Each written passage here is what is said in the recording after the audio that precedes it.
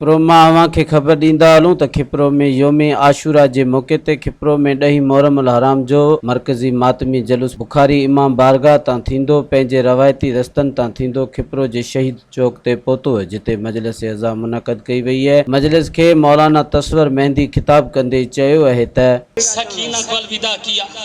ज़ैनब ने कहा हुसैन मुझे पता थोड़ी देर बाद तूने शहीद हो जाना है।